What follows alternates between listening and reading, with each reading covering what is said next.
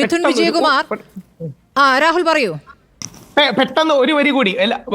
നമ്മുടെ ഭരണഘടന വിഭാവനം ചെയ്തവരിൽ, അതായത് ഭരണഘടനാ സമിതിയിലടക്കം ബഹുഭൂരിപക്ഷവും നിങ്ങൾ നേരത്തെ പലരും സൂചിപ്പിച്ച, ദുസൂചനയോടെ സൂചിപ്പിച്ച സവർണ ഹിന്ദു കാസ്റ്റിലെ ആൾക്കാർ തന്നെയായിരുന്നു.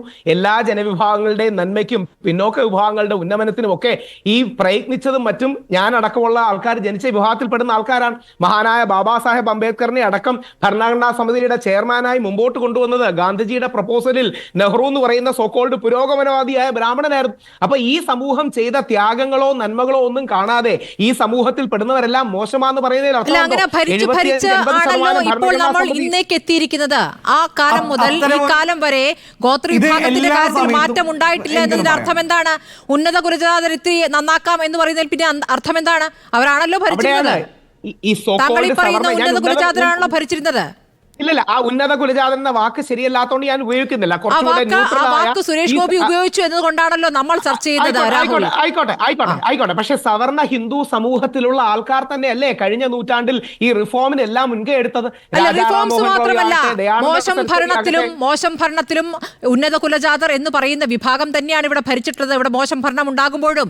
അപ്പോൾ നന്നാക്കണമെങ്കിൽ അവിടെ നിന്ന് തന്നെ ആള് വരണം എന്ന് സുരേഷ് ഗോപി മനസ്സിലാക്കുന്നത് തെറ്റാണ്. അത് തെറ്റാണ് എന്ന് സുരേഷ് ഗോപി തിരിച്ചറിയുന്നില്ല. വളച്ചൊടിച്ചത് കൊണ്ട് പിൻവലിക്കുന്നെന്നാണ് അദ്ദേഹം ഇപ്പോഴും പറയുന്നത്. ഒരു കാര്യം മാത്രം നമ്മുടെ ചരിത്രത്തിൽ നോക്കിയാൽ മതി. ഗാന്ധിജിയും ബനിയ വിഭാഗത്തിൽപ്പെടുന്ന ആളാണ്.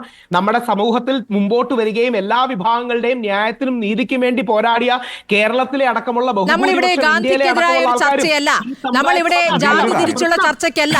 ഇവിടെ ജാതി തിരിച്ച് ചർച്ച ചെയ്ത ആളെ കുറിച്ചാണ് നമ്മളിവിടെ ചർച്ച ചെയ്തത്.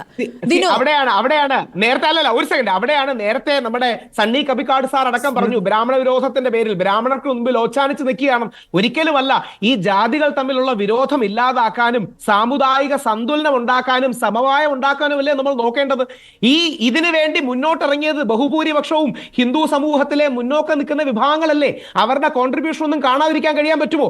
ഈ പിന്നോക്ക വിഭാഗത്തിലെ ആൾക്കാരുടെ ഉന്നമനത്തിന് വേണ്ടി ഏറ്റവും ശ്രമിച്ചിട്ടുള്ളത് മുന്നോക്ക വിഭാഗങ്ങളിൽപ്പെട്ട് ഒരുപാട് പേരല്ലേ. അവരടക്കമുള്ളവരെ തള്ളിപ്പറയരുതെന്ന് മാത്രമേ പറയുന്നുള്ളൂ. അംബേദ്കർജിയോടൊപ്പം തോളോട് തോൾ നിന്ന് പോരാടിയതും ഒരുപാട് മുന്നേറ്റങ്ങൾ കൊണ്ടുവന്നതും ഇവരെല്ലാം ബ്രാഹ്മണ കായസ്ഥ ക്ഷത്രിയ സമൂഹങ്ങളിൽ നിന്നുള്ള ആൾക്കാർ കൂടിയാണ് എന്ന് മറക്കരുത്. ഇവിടെ നമ്മളിവിടെ